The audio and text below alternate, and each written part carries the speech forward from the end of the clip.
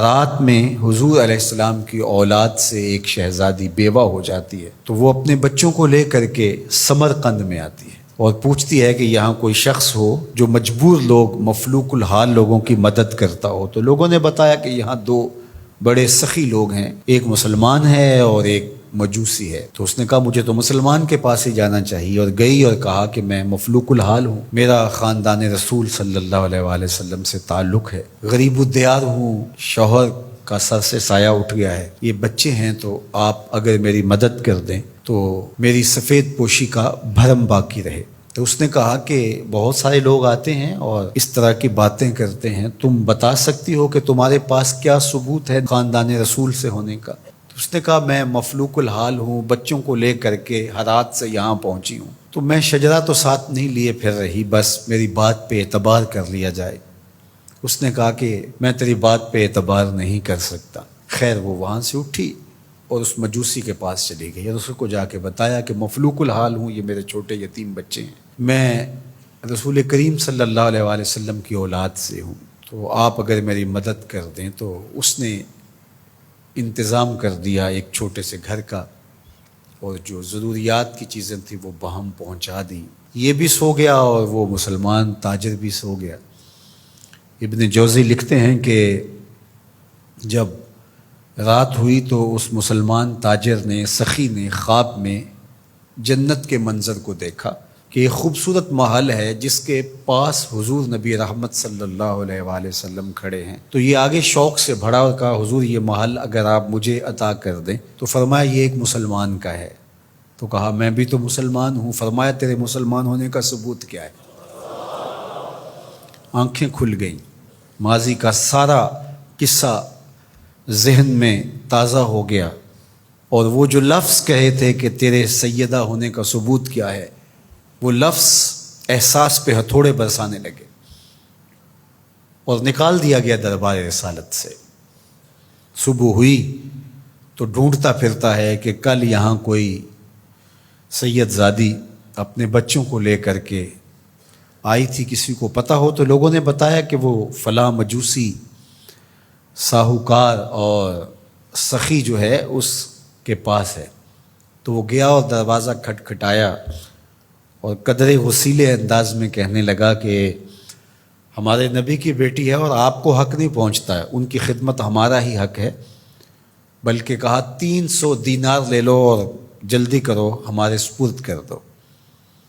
تو اس نے مسکرا کے دیکھا، کہا کہ میں نے تو انڈٹھا سودا کیا تھا، اب تو منظر دیکھ چکا ہوں، جہاں رات آپ کو دھکے دے کر نکالا گیا وہاں مجھے وعدہ دیا گیا کہ تو نے میری بیٹی کی خدمت کی ہے، تجھے اور تیری نسل کو جنت کی ضمانت دی جاتی ہے، اور میں تو حضور کے ہاتھ پہ کلمہ پڑھ کے اسلام قبول کر چکا ہوں۔ اللہ اکبر۔ نسبت رسول کا احترام، محض نسبت رسول، عمل تو بعد میں آتے ہیں۔ اللہ اکبر۔ تو فرمایا کہ احبو لأہل بیتی لحبی، میرے اہل بیت سے محبت میری وجہ سے کرو۔ اللہ اکبر۔ امت کو سمجھنا چاہیے کہ اہل بیت رسول کا معاملہ کتنا حساس اور کتنا نازک ہے، اور آقا کریم نے کس قدر اس کو اہمیت کے ساتھ حجۃ الوداع کے موقع پر ارشاد فرمایا۔ اور دوسرا، حضور علیہ السلام نے مقام خم پر باقاعدہ خطاب کرتے ہوئے ارشاد فرمایا، یہ مکہ اور مدینہ کے درمیان ایک جگہ ہے، الا ایھا الناس، اے لوگو، انما انا بشر یوشک ان یاتی رسول ربی فاجیب، فرمایا کہ میں بشر ہوں، موت کا فرشتہ پیغام لے کر میرے پاس بھی آئے گا اور میں رب کے بلاوے پر حاضر ہو جاؤں گا۔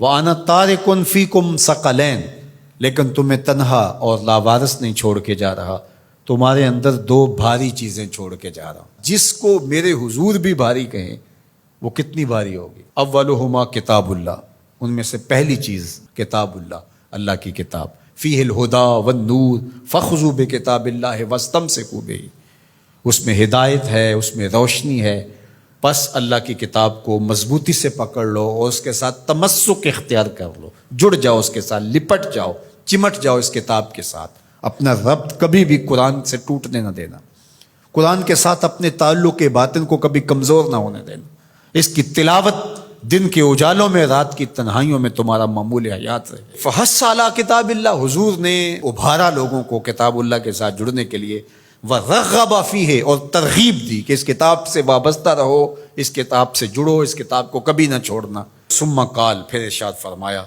وَأَهْلُ بَيْتِي، اور میرے اہل بیت، اذکرکم اللہ فی اہل بیتی، اذکرکم اللہ فی اہل بیتی، اذکرکم اللہ فی اہل بیتی، 3 مرتبہ فرمایا، میں تمہیں اپنے اہل بیت کے بارے میں اللہ سے ڈراتا ہوں، تذکیر کرتا ہوں، نصیحت کرتا ہوں کہ میرے اہل بیت کے معاملے میں کوتاہی نہ کرنا۔ 1 بار نہیں کہا، 2 بار نہیں کہا، 3 بار فرمایا۔ نگاہ نبوت کچھ دیکھ رہی تھی کہ لوگ کربلا کے اندر شہزادگان رسول کو شہید کرنے کے درپے ہوں گے، اور اہل بیت نبوت کی عظمتیں لوگوں کو ہضم نہیں ہو پائیں گی، تو حضور نے 1 بار نہیں، 2 بار نہیں، 3 بار فرمایا کہ میرے اہل بیت کے معاملے کے اندر ان کی حساسیت اتنی ہے کہ کوتاہی کا ارتکاب نہ کرنا۔ اہل بیت نبوت کا معاملہ بہت حساس ہے، بہت ہی حساس ہے۔ یزید پلیت نے اہل بیت کے ساتھ ٹکر لے کے اپنی عاقبت بھی برباد کر لی، اور اپنی دنیا بھی برباد کر لی، اور اپنی نسلوں کو بھی بدبودار بنا لیا اس نے۔ یزید کا نام بدی کا استعارہ بن گیا، دشنام سے بھی بدتر، گالی سے بھی بدتر یزید کا نام ہے۔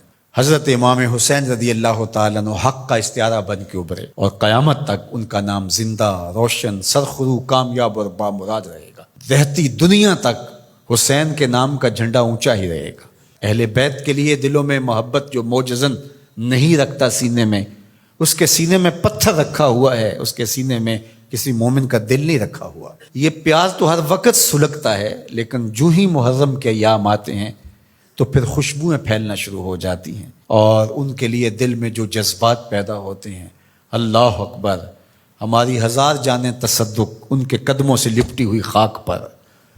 دین کے جھنڈے کو جس طرح انہوں نے اونچا رکھا، سرخرو اور سر بلند کیا، قیامت تک یہ امت خراج پیش کرتی رہے گی، اور محبتوں کے نذرانے ان کی چوکھٹ پہ پیش کرتی رہے گی۔